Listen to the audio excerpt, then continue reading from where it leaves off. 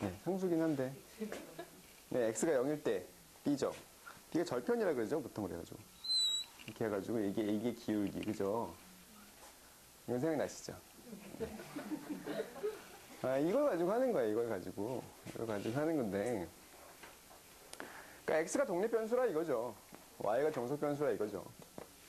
이걸 가지고 하는 거예요. 그래서 y를 예측하는 뭔가 이런 식을 만들자 이거죠. 근데 그 식이 뭐 되게 어려운 건 아니고 그냥 1차 함수예요, 1차 함수. 그래서 독립변수에다가 뭘 곱해가지고 뭘 더하면 이제 y가 나오는지 뭐 이런 거를 알아보는 거죠. 왜 이런 걸 하냐면,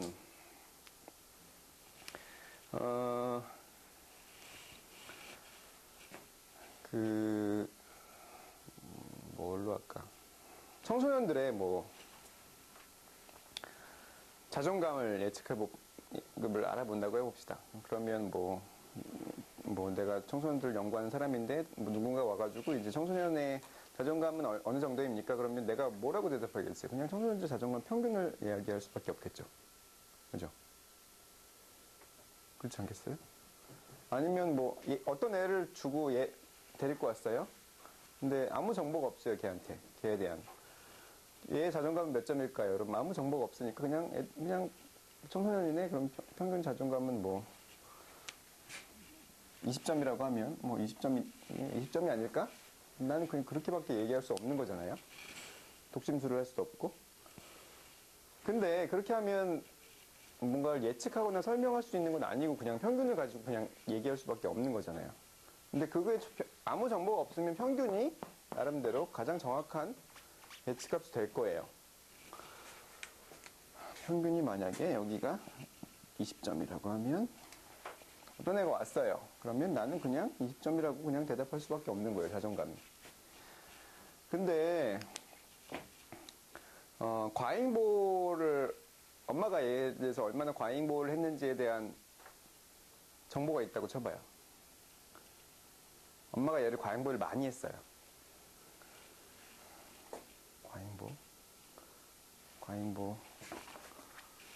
과잉보를 많이 하면 자존감이 떨어질 테니까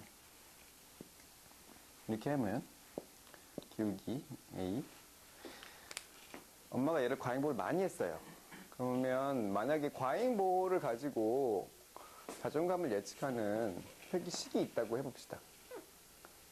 그러면 예를 들어서 뭐 0.5 곱하기 과잉보, 과보라고 쓸게요. 과보 더하기 뭐 3은 자존감, 뭐 이런 식으로 식이 있으면 엄마가 얘를 과잉보를 마이너스로 할까? 마이너스 2로 하자. 마이너스 2 했어요. 엄마가 얘를 과보를 많이 했어요. 그래서 과보가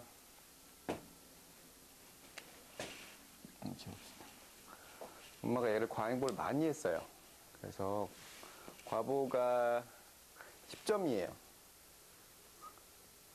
그러면 마이너스 2 곱하면 마이너스 20이고 플러스 30 하면 10이죠. 과잉보를 많이 해서 과잉보가 이제 10점이면 여기가 10점이라고 쳐봅시다. 그러면 이렇게 하면 얘의 자존감도 10이 되는 거죠. 그죠? 아무 정보도 없으면 그냥 얘가 평균이 자존감이 20일 거야 라고밖에 이야기를 못 하겠죠. 그죠? 그러면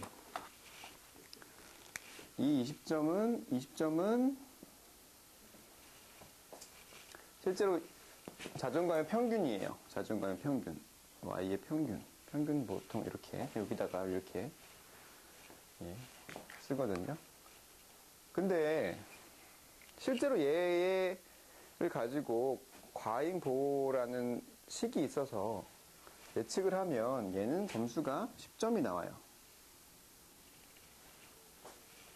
근데 진짜 얘의 자존감의 점수는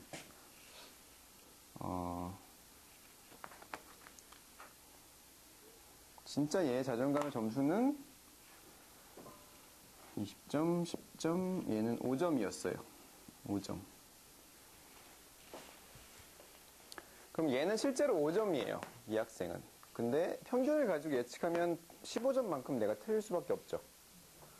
근데 식이 있어요. 식이 있으면 5점만 틀리면 되죠. 편차가. 그죠? 설명할 수 없는 게.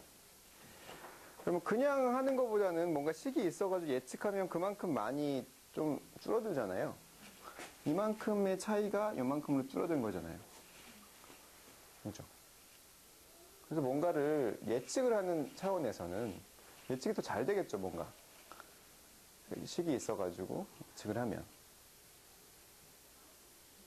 이해되세요?